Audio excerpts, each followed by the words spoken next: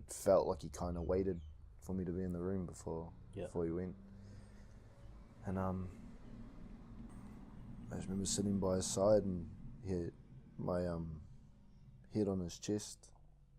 I just remember just feeling all the tears down the right side of my face, and him listening to him struggle to take his last breath. And I was like, this is real, like unreal. Yeah. This isn't happening. Like, gone from such an ordinary life to something like this, like a bang.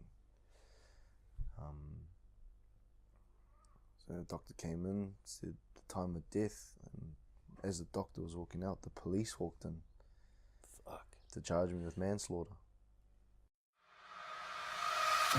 What is up, everyone? I am Lachlan Samuel, and this is the Open Up Podcast, the show where real people open up and share real stories of struggle.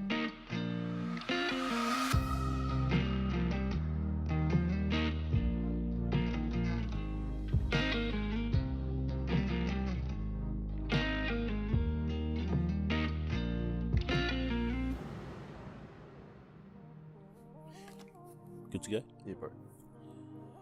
What is up, everyone? I'm Lachlan Samuel, and this is the Open Up Podcast, episode number 22 with Brendon Bell. Thanks for taking the time to do this, my man. I guess I just want to preface this episode by saying that this story's pretty fucking powerful. Like, what you've been through, I don't think many people would ever have to experience in their life. Thank you for having the courage to actually do it, man. No worries, man. I guess, like we said before, we'll start off with childhood, and because what you did go through, I guess, in childhood does relate to the story you are here to share. You can just run us through what your childhood was like growing up. Yep. Born in Manurua. Parents had a nice house, big yard. We had a school at the back too, so could ride our bikes around there. And Dad would get us golf clubs, quad bikes, go-karts. We had the lot. He'd play with us quite a bit over there too. From about, I think, up to the age of 10, my parents were, well, from what I understood, we were a good family, quite happy. Yeah. Dad had an accident with with a car accident, and it limited his work, so he was on ACC. So my mum got a job and then started getting some independency, and so I kind of started learning. Mum wouldn't come home, and then I'd start hearing stories of how Dad treated her. All these stories were only ever hearsay? While he was on the piss. Oh, that's okay. Yeah, where he'd lash out at her. But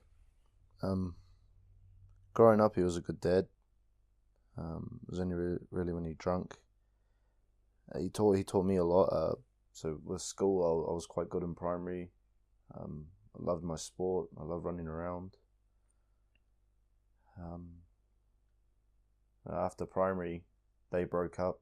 That's where life kind of started dipping. Yeah. They sold the house. I started gambling. Who? Both of them? Both of them, yeah, okay. Quite bad. Mum started drinking quite a lot from the age of 11 up. Dad, every time we go stay with him, would just tell me how sad he was and upset. I hope people don't take offense to this, but like growing up, I could understand why my mum hit the alcohol. Yeah. He did drive her to it. In what way? I felt, because when he was pissed, he would lash out at me too, and I felt the fear she must have gone through. Yeah. For 20 years. So, do you mean like physically or just verbally? Yes, physically and verbally. Okay.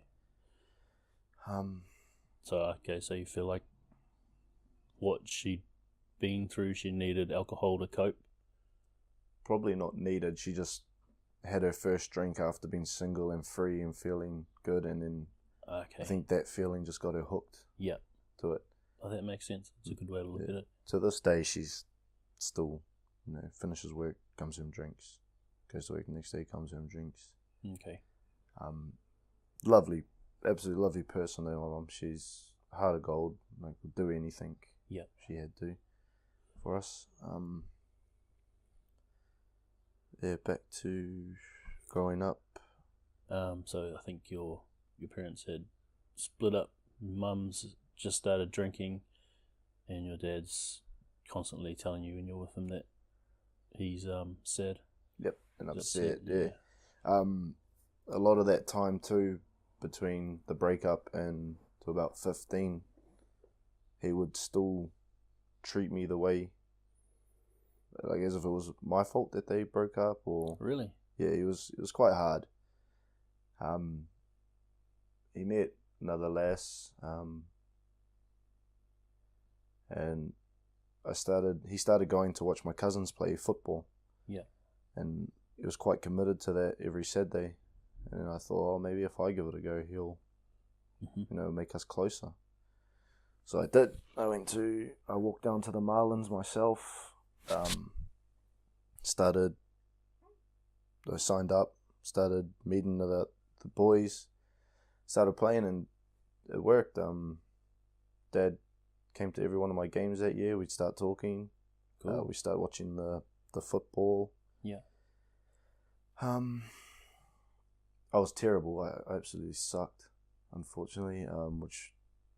Which he'd call me a coward, but it was only because he was real passionate about his football. Yeah, and that's sort of how your family are. Yeah. They're just straight up and All of very them, much yeah. about rugby league. Yep.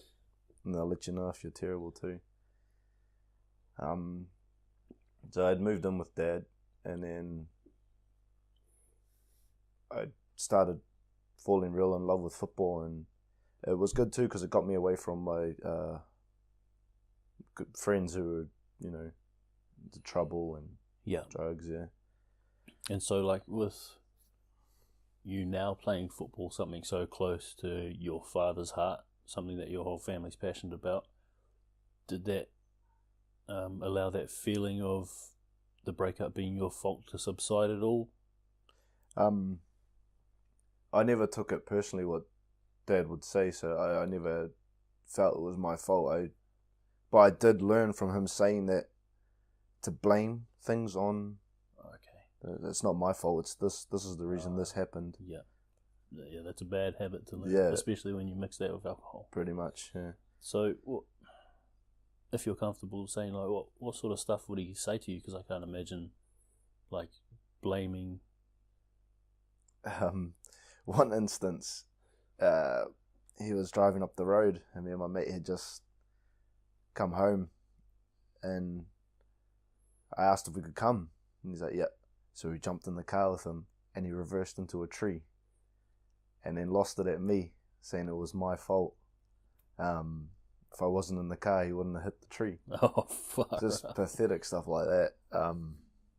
But same again, only ever when he was intoxicated. Okay. Yeah. One time, this one's real bad. KFC was shut in Mangry because they've been renovated. Yeah. And we had just left the Manukau club rooms. We went through the drive-through, and he wanted a chicken. And the builder said, "Nah, they're closed down." And Dad, being pissed, "No, yous aren't. No, yous aren't." So I was trying to calm him down because I had my mates in the car, and he was embarrassing me. And he told me to shut up, get out the car. It was my fault KFC was closed. It was real silly. Had to get my aunties to come pick me up. Really? Yeah. Oh, man. It was alright. I think I was about 14, and I just sold my Xbox. I had $90. Okay. So me and my mates went to McDonald's. It was sweet. That kind of been an easy environment. Like, I know a lot of your family's pretty tough nut, pretty hard, pretty hearty, but that couldn't have been an easy environment to grow up in. It still confuses me now. Like, now and then when I realize I'm reacting sometimes as my dad would, like, say if something stupid or someone asks me for a ride and I get annoyed, Yeah. rather than like I should actually take them. I get quite annoyed with myself, and I'm just like, man, what was he thinking a lot of the time around like a young kid, like reacting to some of the ways he did. Yeah. I try apply that to my oldest son now, Jodeci. I try to be more funny, because I want him to grow up and he's even in a stressful situation, he can make a joke about it. And yeah, that's awesome, bro. Yeah, to look for something to be positive about. Yeah, the worst thing in any situation is worrying, because it does nothing. Yeah. So.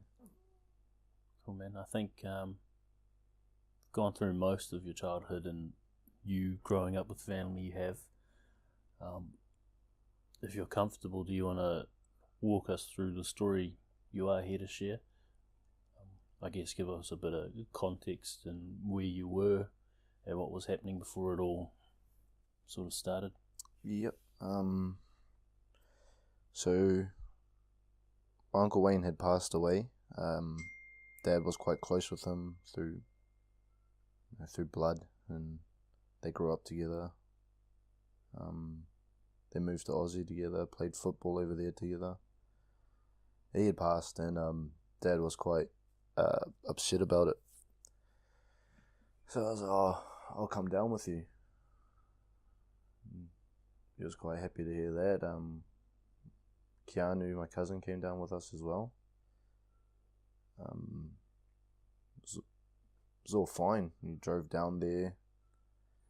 Dad got up and spoke at the funeral. Caught up with all the family. I did want to come back after the funeral though. I was with my ex, so I wanted to come back to her. Yeah. Dad wanted to stay down there, have a few drinks.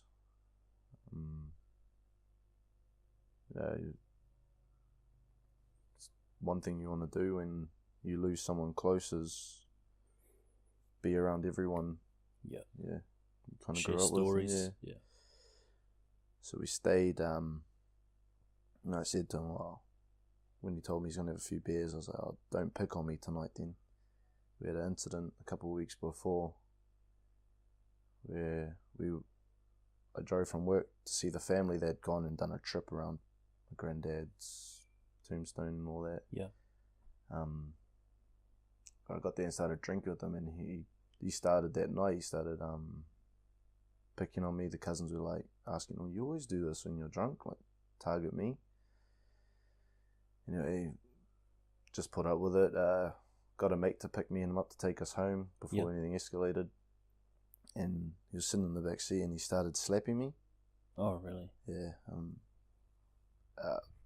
This is the mate that picked me up was one of his first times meeting Dad, and he was kind of getting a bit anxious, like, what the hell? Yeah. We dropped Dad off, listened to it, everything he was saying, and so we just left. But back to the funeral, I said, don't do this again. Yeah. And so at that point, like with him picking on you, now you're a man.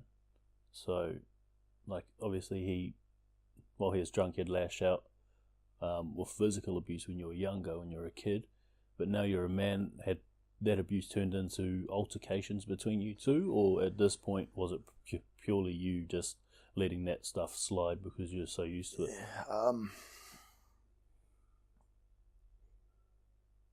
We only ever had one physical altercation when I was 18. Okay. And the rest I'd put up with, because, to be honest, I never lost fear of, like, I never stopped being scared of him. Oh, really? Yeah. Wow. I loved him to bits. Like, he was the man. Like, all this bad stuff is just, unfortunately, quite extreme. Like, he was a good dad and he was supportive. Yeah. I don't want to take that away from him. Of course.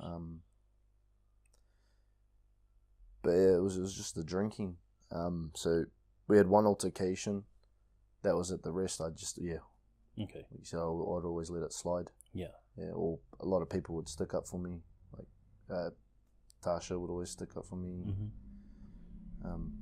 Other cousins, but So, we're at the funeral. I just said, don't pick on me later then if you're gonna drink. We went down to the Waitara bar, and it was actually a good night. I had my arm around him. Bartenders flirting with him. They're quite old. He'd known them from the past, so I was like, yeah, go for it. I was with my cousin Keanu. Me and him were just being clowns, having drinks, buying the old fellas drinks. And then Dad saw an old face and just started talking to him. Thought it was fine. Me and Keanu were doing our own thing. Me and Keanu went to get another drink, and my dad went to introduce me to this guy. He's like, son, this is an old friend, Monty. So I went up to say hi to Monty, and then Dad raised his fist and just said, if you keep pissing me off, my son's going to knock you out. And so I was like, whoa, yeah, that escalated. So I grabbed him and started pulling him away. I was like, hey, keep having fun. Stop. Like, don't do this. I brought up Christianity because he was a big believer in God. Yep.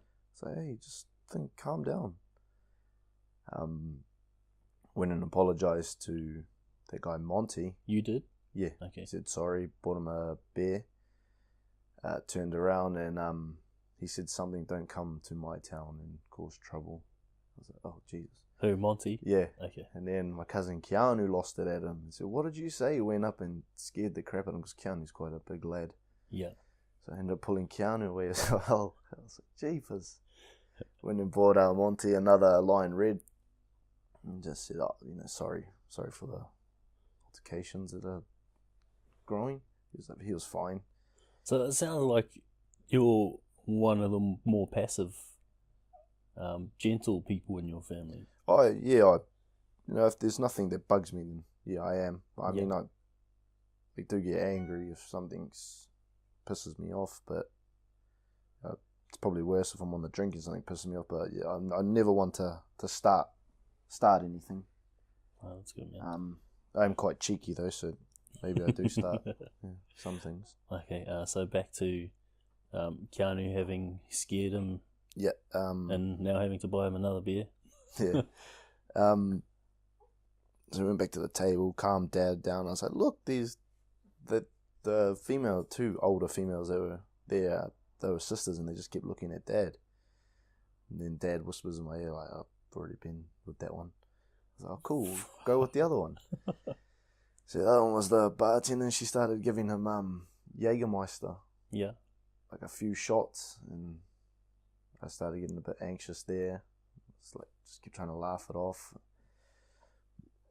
We ended up leaving anyway, and I actually invited Monty back to the family house where my uncle who passed away's partner was having drinks. Sweet bros. So having drinks back there, and we all got out of the car, and Dad checked his pockets upon walking in, and he goes, I forgot smokes. And he asked me for the keys, and I said, nah, I'll drive. So he jumped in the passengers. Keanu ended up jumping back in the car too to come for a ride. And that's where he turned on me. Started talking about his past with Monty, that he had smashed him in the past, he would smash him again. That if my uncles were still alive, they'd give me a hiding for stopping Dad. Upon hearing it, I just kind of screamed, shut up. And then Dad looked at me like ready to go, and Keanu's in the back telling me, just drive, bro, just drive. So anyway, I just kept driving, got to the gas station, which was just around the corner. To be honest, I shouldn't have been driving either. Yeah. I was drinking. Got there, and then just told Dad again, shut up. And that's when he flung open the door and said, get out. Walked around. Got to my face, and I was like, you said you weren't going to do this. Said he wasn't going to pick on you this time. Be a dick. And I went to walk away, and he shoved me, and that really pissed me off. Like, everything was just building up, so I pushed back, and it kind of fed him because that's what he wanted. So he just lost it and started coming in. my cousin Keanu's a big lad, and he kept trying to stop it. Yeah. He was trying to control my dad, and I just went to start picking up my jandals that had fallen off, and I just remember feeling something hit my calf, and it was Keanu going down. Dad had pushed him over, and Keanu had tripped over. Oh, wow. And hit my leg. And as I looked up, my dad just went whack, got me real good, and then that's when I lost it. And because of the situation, I'd created so many different scenarios in my head. I don't know which one was real. The one that was, I just remember taking the hit and then just throwing a punch, not even actually looking where it had gone, just trying to fight back. And I just remember my dad, I remember looking up after I'd thrown it and just seeing him drop. And I was like, oh wow, didn't even feel anything on my knuckles or anything. Yeah. And when he had hit the ground, I remember saying to him, like, look what you made me do. Like, told you not to be, like, just yelling a bunch of stuff like that at him. And I remember picking him up to try and, like, I don't know, just get it through to his head, like, look what you've done. Yeah. And then as Keanu's grabbed me, I've let go of Dad, and then just as his head hit the ground, the first time he dropped, I heard a big crack, and that was scary. Maybe that made me panic more. I don't know. I do know I wasn't trying to hurt him the next time I went back. Yeah. It was more to get a point to him. I let go of him again, and it can't have been any better for his head. I went and picked up my stuff and went back to him, and then he was real out cold, and then everything had just, like, all the anger and that just had gone, and I just remember being scared from then. Like, I remember getting down on my knees crying, like, saying sorry. The tenant in the gas station rang the police. The police turned up. They firstly asked the gas tenant what happened, and she told them, there's a scuffle out here, the guy unconscious was the aggressor. Cop walked in, came out and told me, because my mind was blank from there. Yeah. That's where all the scenarios started coming in. And I remember the cop saying, nah, the father was the aggressor, the son just in self-defense. And that kind of eased my guilt. Dad woke up in the ambulance. Oh, wow. This was the last time I spoke to him. I remember him, oh, sorry, no, that's wrong. He woke up on the ground, and I was saying sorry, but I knew he didn't know where he was. Yeah. And I was saying sorry, and it was kind of like he was unconsciously just said, it's alright, son, Dad loves you. Yeah. In the ambulance is where he said, like, don't worry, but I don't think he knew where he was. Yeah. It was just, he was feeling fine and just didn't know what I was really, so it was like he was dreaming kind of thing. Okay. And were you trying to talk to him? Only briefly. Okay. I was more talking to the ambulance driver, and I went out, and that's where I openly admitted to the cop, which was dumb, that I'd been drink driving. So they didn't even think about any of that. Yeah, they didn't think to test you or anything. Nah, and Keanu was telling me to shut up, and then Keanu tried taking the blame for driving, but they'd just seen on the CCTV that Keanu was in the back seat. Yeah. So I had to go to the gas station, so I couldn't go with my dad, which probably took the last moments I had with him away. Yeah. So I went to the gas station, and I don't know what was going through my head. I was telling the cops that I kept hitting them, that I was ragdolling them. It was... Jeez, man. Yeah, I just hadn't... And I was real guilty, and I was trying to take all the blame from him. Yeah, you feel like you deserved it. Yeah, pretty much. Because you hurt him. Yep. Anyway, they released me, and we went back to the family house, and everyone had heard what happened. Everyone was just the same. Like, don't worry. Yeah. You know, so even some of them, your dad's a dick. Don't worry. He'll say sorry in the morning. Even some of his best friends. I remember one of them, Sonny, came up and goes, your dad's going to apologise in the morning. And based on the past, it was quite repetitive. Yeah. And muck up while drunk, apologise the next day. So yeah. And then a few of my cousins said, come on, cuz, we'll take you out. We'll go to town, get your mind off it.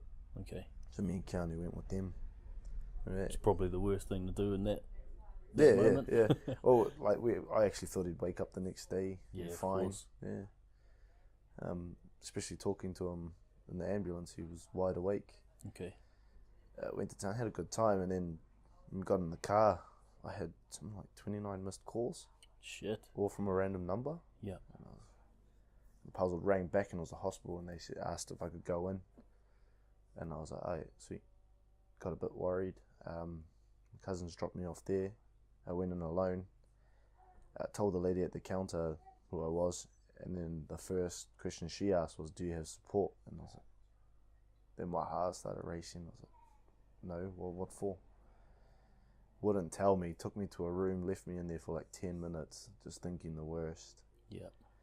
They got a counsellor or a support member from the hospital to come in and hold my hand. Well, they told me that my dad was on life support. I started panicking, like just what's happening. They said he's got a blood clot and a skull fracture. Yeah. They've had to put him into a coma. I didn't know what really any of that meant. I was just like, is he going to die? Yeah. That was it. Yeah. Is he going to die? And the doctor said possibly. And I just remember like, just everything in my body just switching off. I was like, I wanted my mum straight away. I asked to ring her. They let me. I told her what had happened. I was crying. She's like, what's wrong? What's wrong? And I was like, my words to her were, I've killed Dad. And then her words back was, I'm going to kill him. Yeah. Because she knew what would have happened. Like, just because of how consistent it was every time we drank. And I was just telling her, it's my fault. She's like, it's not. We're coming down now. I said the same thing to my sister.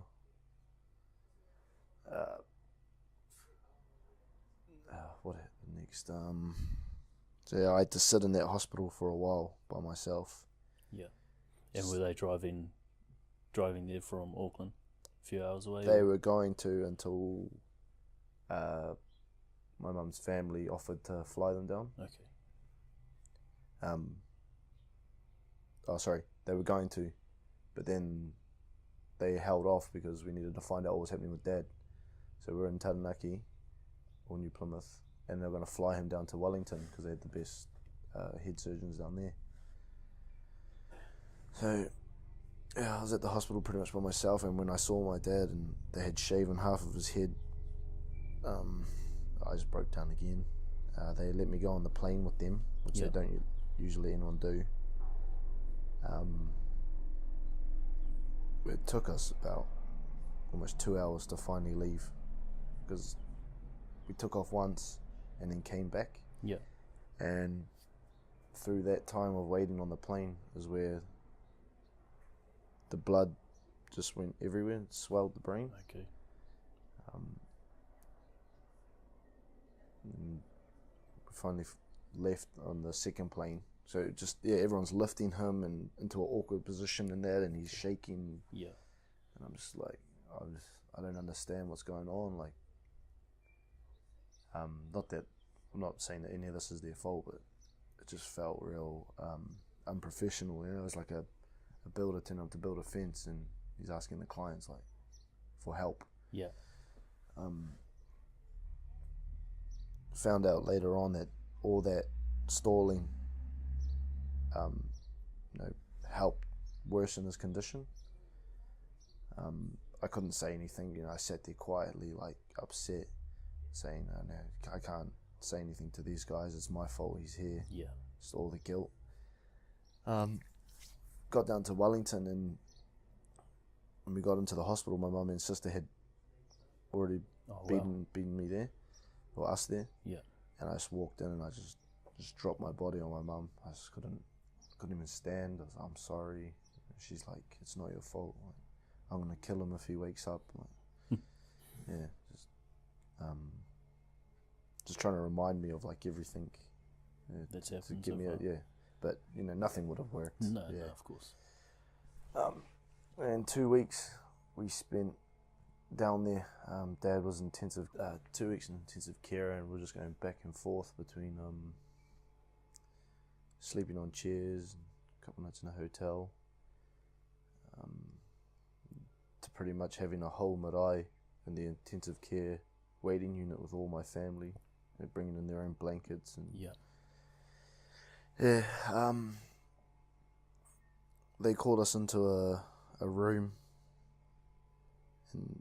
and just said, they're gonna take the machine out of him or the equipment out of him that was helping him breathe, and the family were all agreeing with it. I think I was the only one fighting it. So did that mean that they were going to take away his life support? They didn't know if he'd breathe on his own. Okay.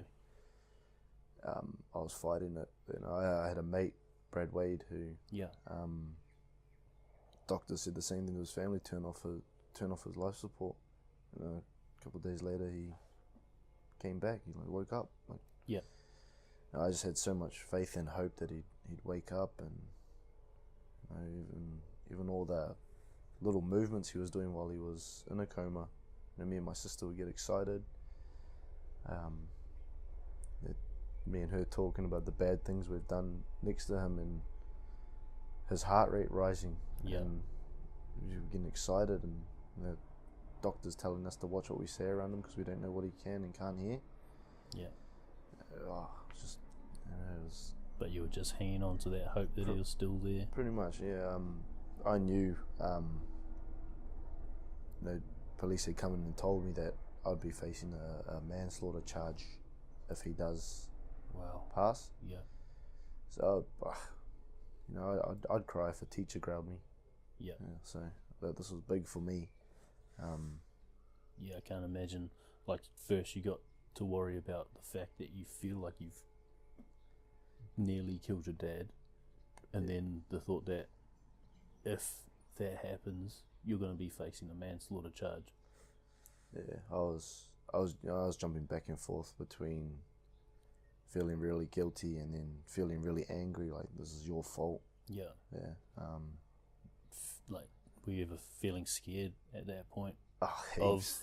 Yeah, I was like, I'm of going the consequences. I'm going to jail. Yeah, like a little boy like me can't survive in jail. Yeah, pretty boy. Yeah. The truth was, I was like, I've seen prison movies. Yeah, I'm getting raped. How's your family at this point?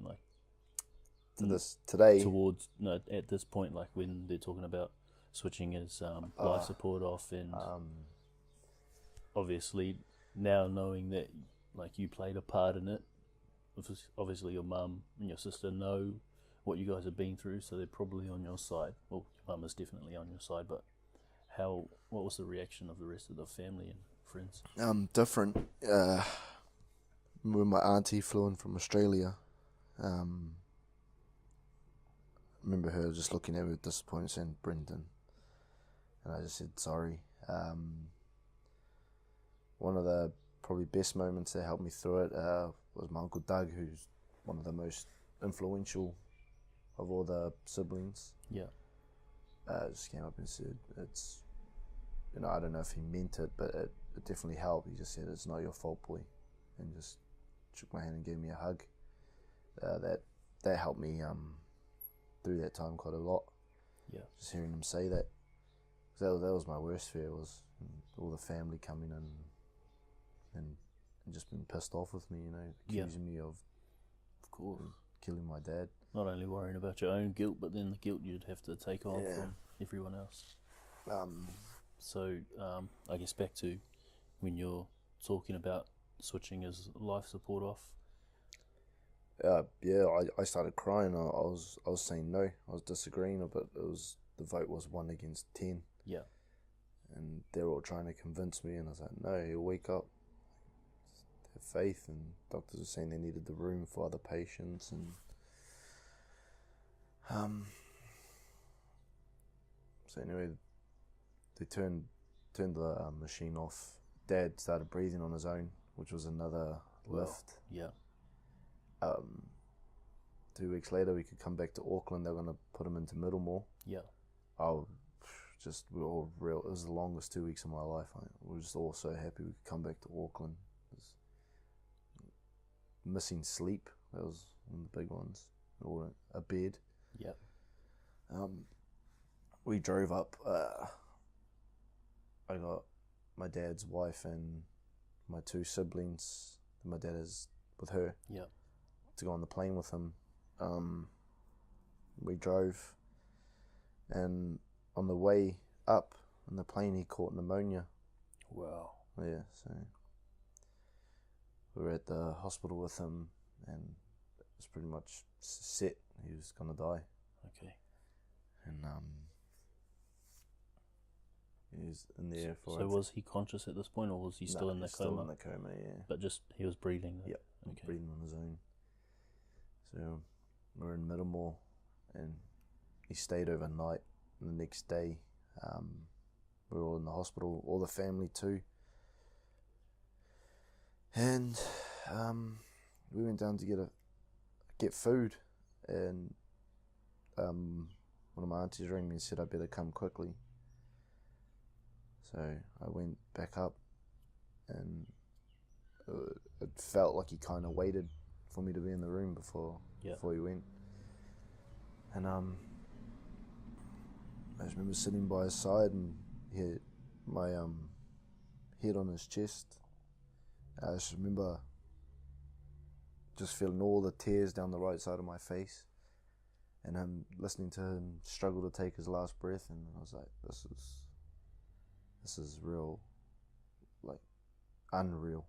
Yeah. This isn't happening. Like, gone from such an ordinary life to something like this, like a bang.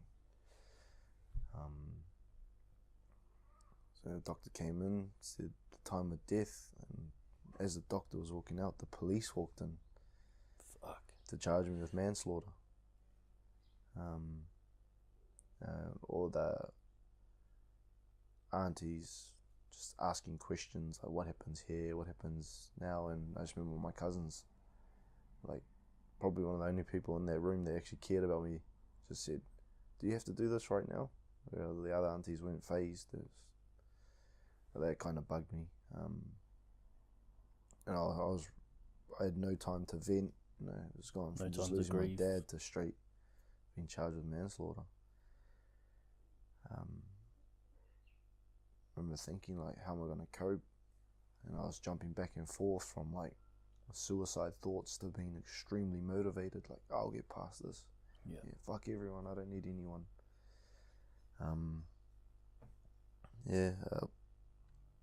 We went home. The coroners wanted to take his body to examinations. Yeah. Family tried stopping them, couldn't. At this point, you normally run to your family for support, and I didn't, because I felt like I didn't deserve. Yeah, of course. Especially if you're blaming yourself still. So I just went amongst mates, and I think Keanu was one of the only ones I was stuck by quite a lot. Another mate Sean, another mate Jay. That was my circle set. And could you talk to them openly about what was going on, or was it just hanging out and sort of like more distractions? Yeah, it was more not bringing up the subject. Okay. Yeah, so they carry on talking as if like nothing. Yeah. Like this had happened. That's what I felt I needed. I was scared to think about what had just happened. Now that was tied to possibly going to prison. Yeah, and the pain that brought up, and the feeling that brought up straight away thinking about it was too frightening. Much. Yeah, it felt like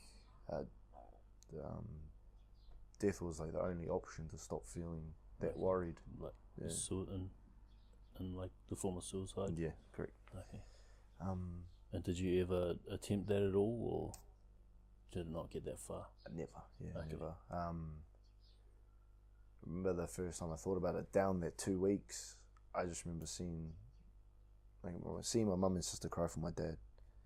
When I thought about suicide, like out of nowhere, I think I was praying, and like I know a lot of people don't believe in God, but some things have just helped me feel he's real.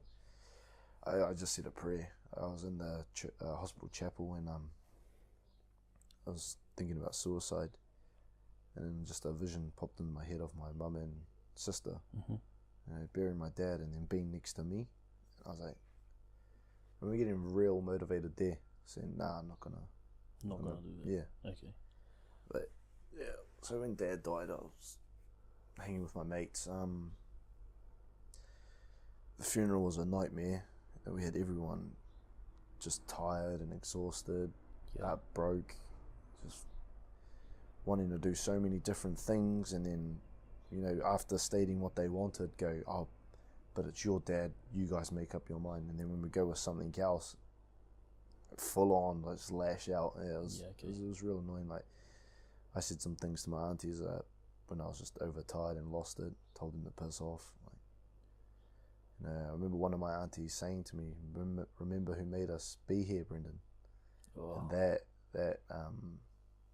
that took a big cut. Yeah, I bet. Yeah. And have you, like, I feel like most people in that situation, they would have lost a lot of trust for that person. Have you since repaired that trust or that relationship? I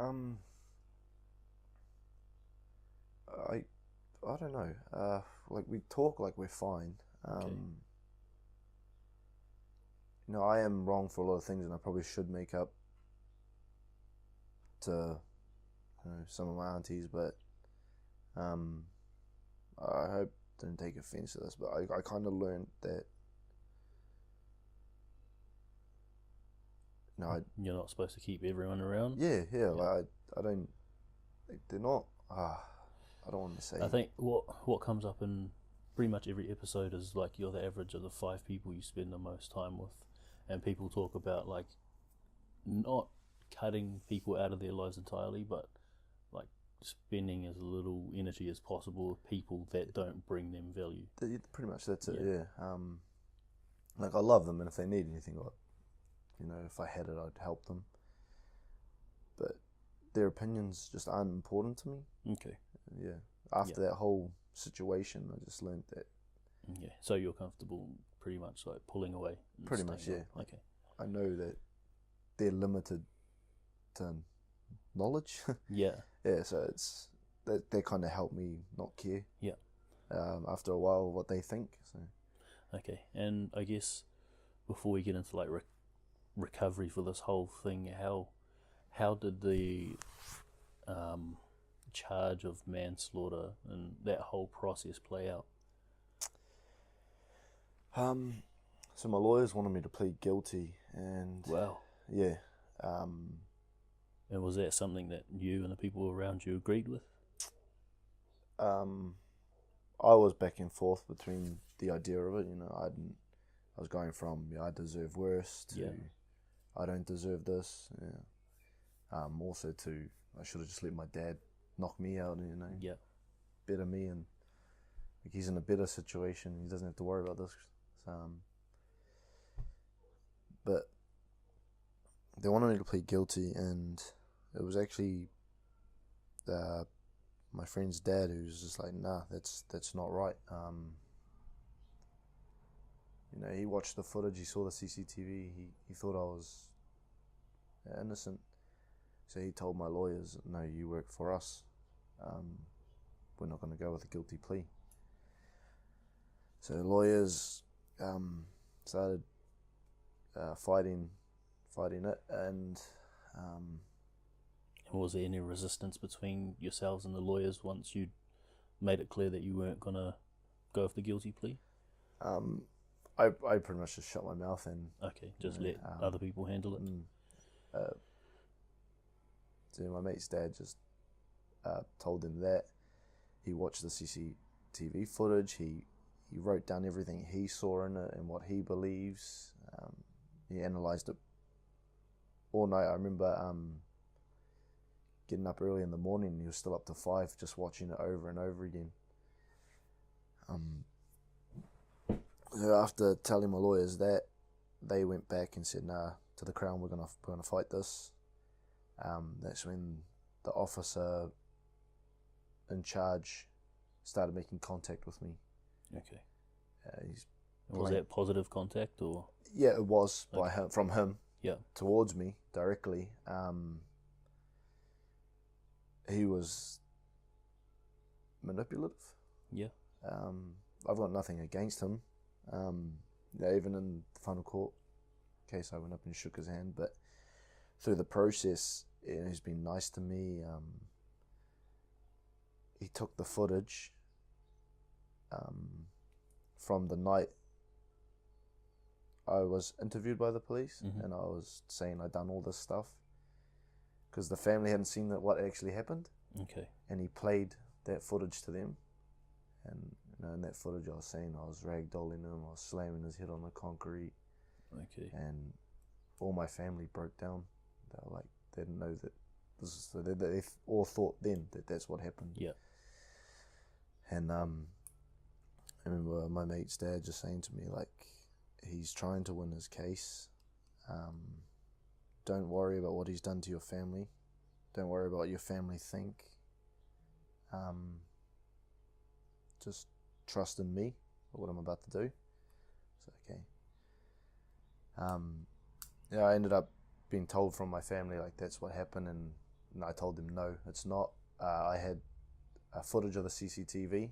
Yeah. And were you allowed to show them? I wasn't. Okay. But to ease my head, Yeah. I showed my mum. My mum said straight away she was relieved because what she heard in that. That would have broke a lot of your family. Yeah. So then, it's just word of mouth. Mum started saying, "No, that's not what happened." A few of the aunties watched it. No, that's not what happened.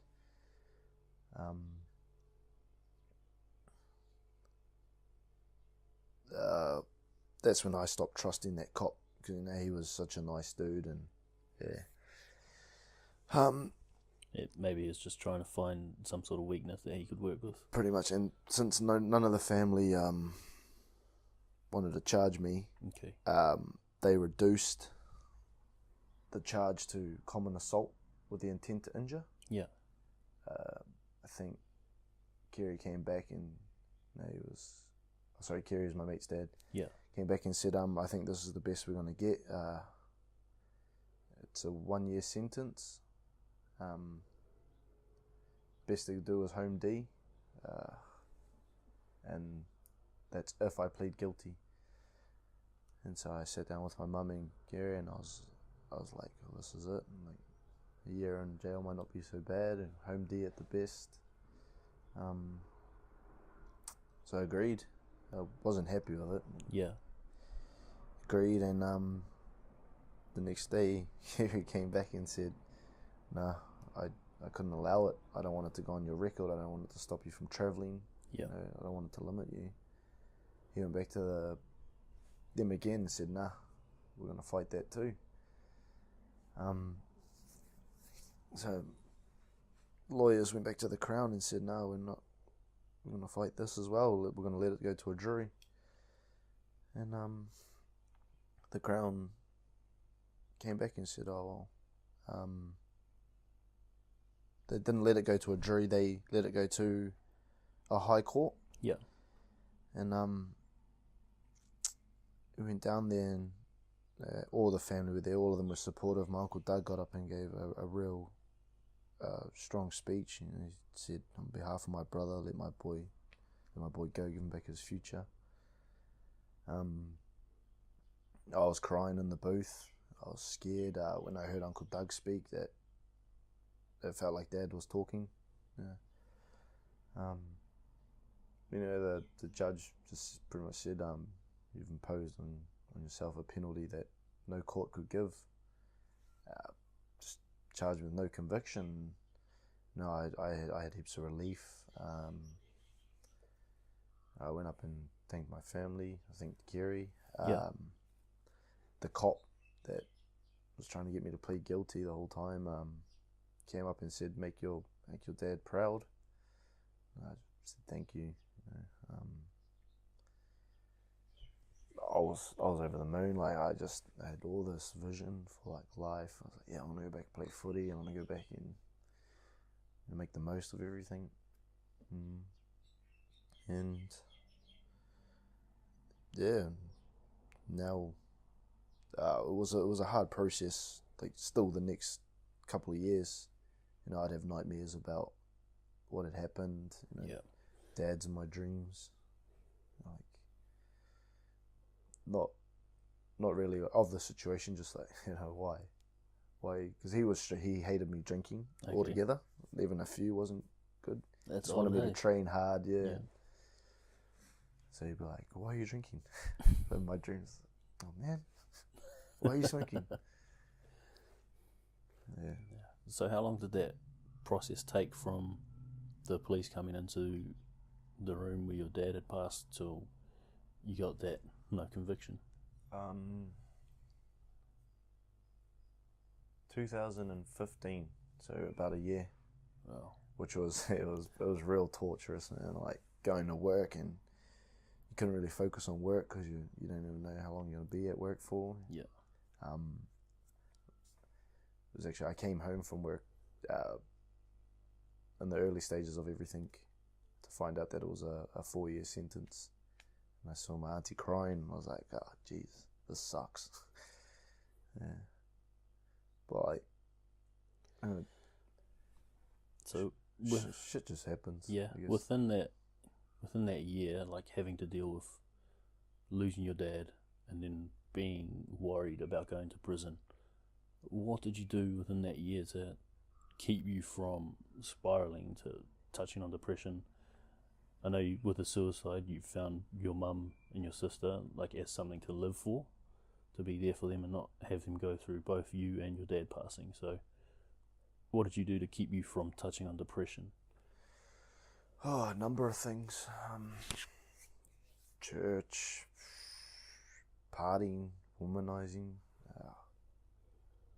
just dabbled in everything, trying to learn what would stick. So like distraction with the partying and womanizing, and then church. What did you gain from church?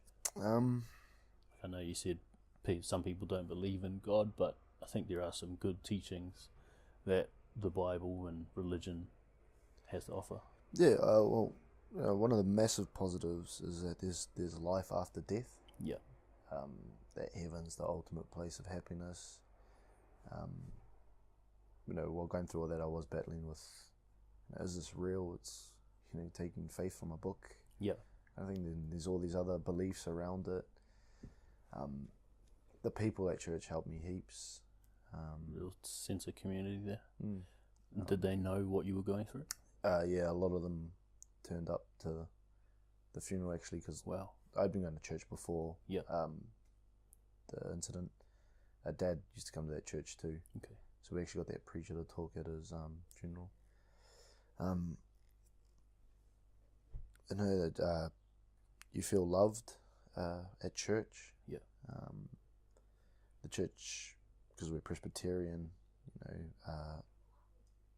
believe that like we're human, we make the mistakes, but Jesus forgives. Okay. And is that as long as you learn something from it, or you're just forgiven? Oh yeah, as long as you learn something from it. Yeah, if you just keep repeating it. Yeah, it's hard though, because like a lot of Christians do just keep repeating the same mistakes and then asking for forgiveness. But I think if the guilt's there and you're in the wrong, but it's like anything in life. I guess gamblers keep gambling, smokers keep smoking. Okay, and I think you said before we started that you started like dabbling into personal development and listening to or watching Tony Robbins. Was that during that period or was that after? During I started during, and I got quite involved with it. On the way to work, I'd play it and just CD cassettes. On my days off, I'd just get a book and start writing notes of everything he says. It helped me feel wiser too. And his strong passion to help people, I thought, if a stranger comes up to you and just starts giving you advice, you're going to be like, yeah, shut up. But if you hear the stranger's story and he comes up and says, it kind of intrigues you and you're like, oh, wow, how did you deal with this? Yeah. So a lot of people that knew what I was going through, I try and help if they were feeling miserable, and That's cool, man. give them advice on like things that have worked for me. Yeah. Wouldn't tell them to drink or go look for those kind of temptations. Yeah. So what did you learn from like listening to all that Tony Robbins? The best bit of advice is he mentions in there is that you can control the way you are feeling right now. Yeah. Whether it's moving your posture or changing your thought process, and it's all true. So I've never really had anxiety or depression, but I thought take a bit of time to train your mind and train your health, and you can be happy, or you don't have to. Yeah. Okay. And how have you trained your mind? How have you changed your thought process? Before my son was born, and I'd be feeling like a random hit from everything with Dad. Yeah. When I was driving, I'd sit up.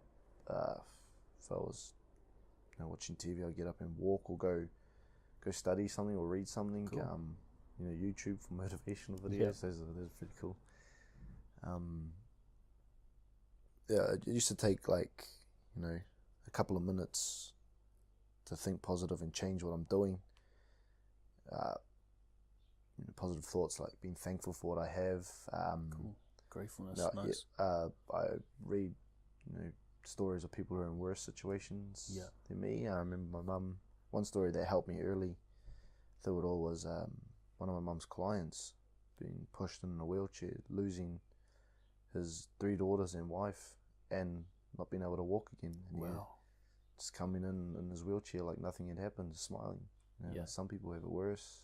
Like there's always someone that has it worse than you. Cool. So you're just finding pretty much things to be positive and grateful for. It's just effort. Like the hardest thing about being in a sad mood is the motivation to get up and do something about it. Yeah. You just feel miserable. So has this just become a habit for you? It did, yes. I was doing it every day because the feelings. Yeah. So every time that feeling would pop up, you'd just do that. Yeah, well, it was that and I hated sitting in that mood. Today it's a lot easier. I could be grumpy at work, and I get a Snapchat of my son, and it's an amazing feeling. Yeah. I mean, don't want to encourage anyone to just go have a kid. Like it's the feelings. But it's a different kind of love, hey? Yeah, it's unreal. A lot of the time I'm looking at him, my son. I think this is how my dad would have felt holding me, because my mum and them did say he was quite clucky when I was born.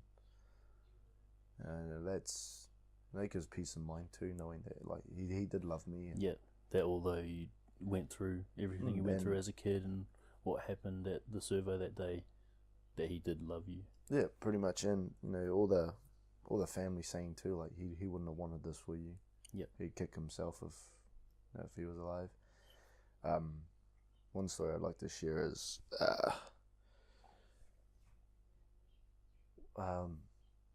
Kerry, the guy who's pretty much put his foot in the door and helped me with all of this. His dad,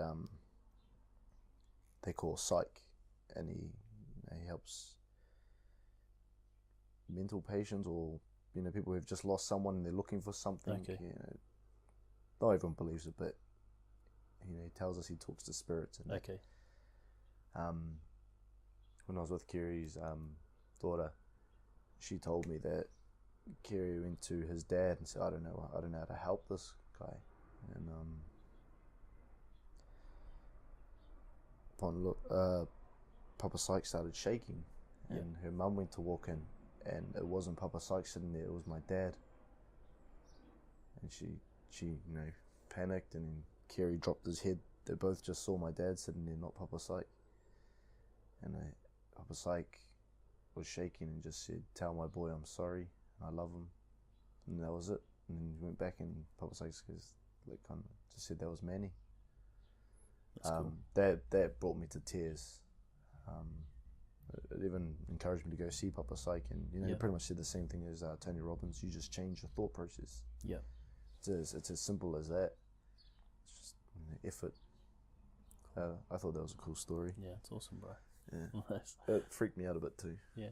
And now, like, having the love you have for your boy, knowing that what you've been through with your dad, are you working on trying to break that pattern that's in your family at the moment with the alcohol and abuse? Yeah, definitely. I just want him to grow up, like, because another thing in those Tony Robbins DVDs and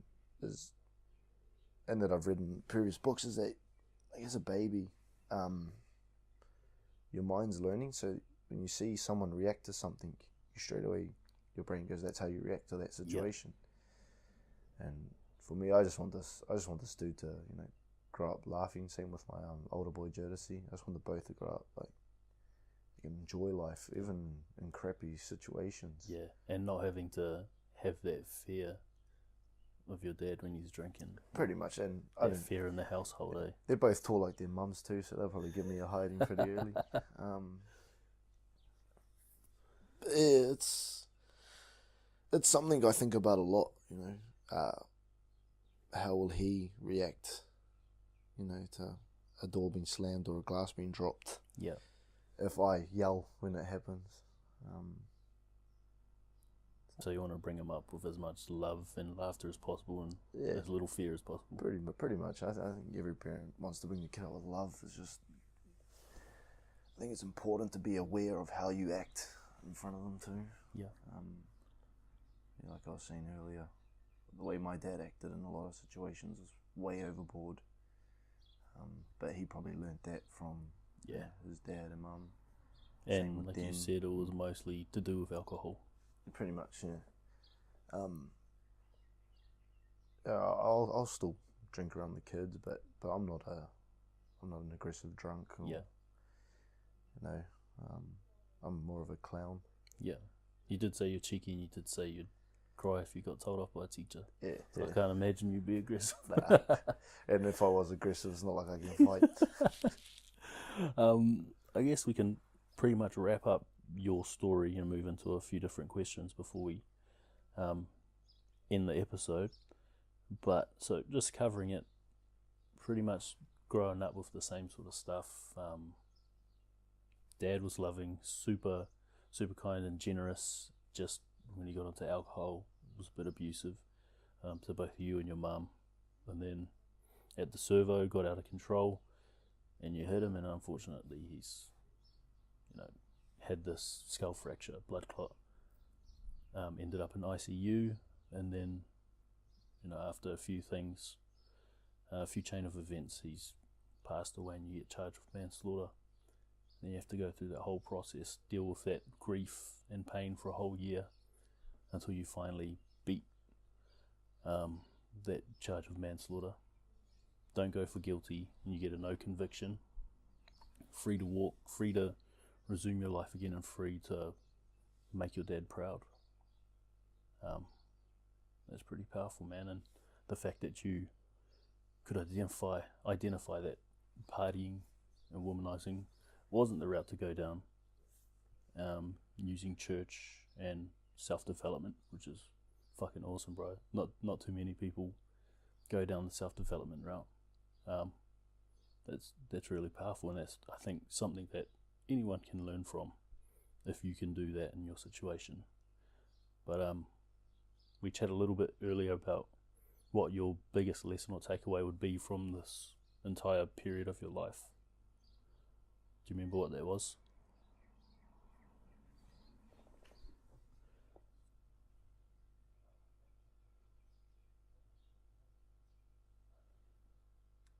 That you wouldn't have tried to develop yourself. Oh, right. Sorry. Yeah. No, I wouldn't have gone through all this self-development without going through this. I would have just carried on being young, drinking, partying. Yeah. Drinking, partying, rugby league. Yeah. So as much as you've been through a tragedy, and probably one of the worst ones anyone could go through, you've sort of turned that on its head and taken the lesson, which is improving yourself, because you did get pretty much essentially a second shot at life. Yeah. You know, whatever happens to you, like, the world goes on. So, realizing that is just like, you know, I want the world to stop a bit. Yeah. If anything happens to me, I want to have done something into people's lives or something important. Yeah. So you want to be of value to people? Pretty much. I think that's what we all want, hey? Yeah, and if you're going through like certain things, it helps to do self-improvement, because it's the only way to get to where. Yeah. It's the only way you're ever going to get past where you're at the moment. Cool. And then now, of course, you've got your boy to live for. Yeah. All the things I've seen, it just works for me. Yeah. That's what I've learnt. Yeah. I mean, I'm only 27. I'm way too young to give advice to anyone. Oh man, fuck, you've probably been through a lot more than most people have. Yeah, it's been a rough one, but you know, happy today. You know, I got footy. Yeah. In a couple hours. It's the one place I do still feel Dad there. You know, I like to imagine him on the sidelines. Yeah. Is he a bit nicer now? Yeah. Nah, because I've got him worse. Oh, okay. Nah, but Okay. it's where I feel closest. Yeah, sorry. That's awesome, bro. Couple quick questions and we'll wrap up. Your life now, what would you say the quality of your life is like at the moment? You know, knowing what the fuck you've been through the last however long. It's, to be honest, it's great. Like, you know, I'm happy every day. Which I don't think I would have been without this whole deal happening. You know, I wouldn't have trained my mind to like switch out of being sad. Yeah. I'd probably go to work miserable, or like, ring in sick, be unreliable. So you're really just living in gratefulness at the moment. Pretty much, yeah. And you know, with the family that are supportive, I'm close with, real close. You know, I've learned how to try and be around my son. Yeah. And just having him is an amazing feeling itself. It's cool, man. Yeah, it's wicked. And what have you added to or removed from your life to improve the quality of it? Obviously, you've added that gratefulness, being grateful for stuff, self-development. You've added your boy now, that love. Is there anything else you've added or removed? Probably just the negativity, you know. People, certain people. Or? Yeah. I don't cut contact off, but you know, I can switch my brain off if something bugs me, which is it helps. That's a good habit, man. Yeah, it helps heaps. If I don't like something, I'm pretty good at ignoring it, unless it's with my partner, you know. Yeah, then you have to. Yeah, then let her know. But I mean, life's good. Like we haven't had an argument yet, which is nice, pretty amazing. Good Yeah, work. I read all these books that are like it's healthy. Yeah, but, we mock each other, we laugh. You know, I think there's gonna be a real cool environment for my sons to grow up in. Sounds like a good one. Yeah, won't be chasing women. You know, they'll know. Nah, this is the right way. Yeah, just one woman. Cool, that's awesome, bro. And what are you most grateful for at the moment? Well, I'd say life. You know, back then it was. This is shit. Yeah. This sucks. Now it's just, you know, you're more grateful, way more grateful for everything. Yeah.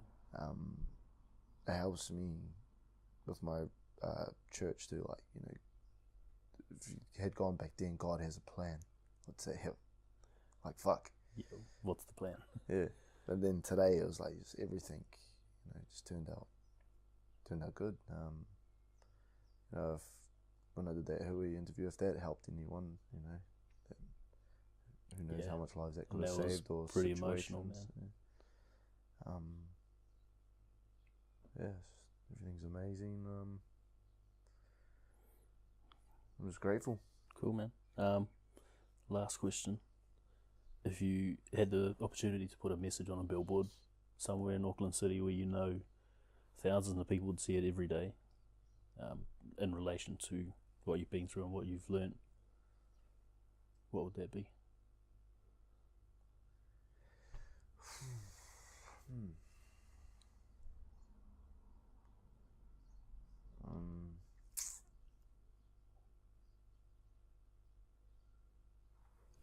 No, I want this to be real powerful. I feel like you're going to pull a Tony Robbins quote out. Yeah, I'm trying to think which one. It's hard to pick one when, like, you know, anyone's going through, just to match all situations. Yep.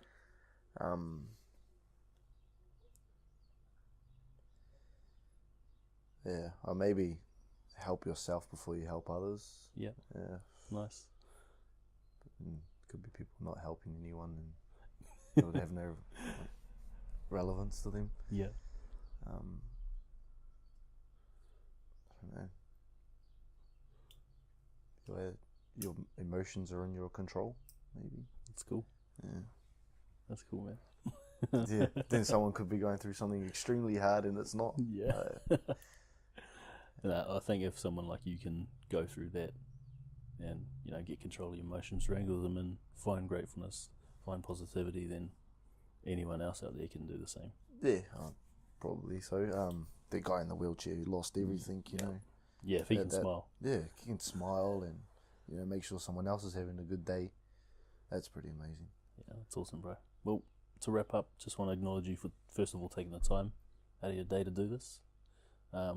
Having your boy sitting by your side for half the interview, for letting me come down here, but most of all, bro, having the courage to actually talk about something like this.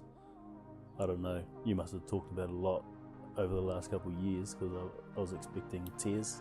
It hardly phases me now. It's unreal. Like, anything hardly phases me now. You know, if you come into a situation, something like a bill, don't stress. It's awesome. Yeah. Well, so thank you for taking the time to do this, bro, and having the courage to speak up. So hopefully this resonates with someone and encourages someone else to speak up, man. Oh, I hope so. Cheers.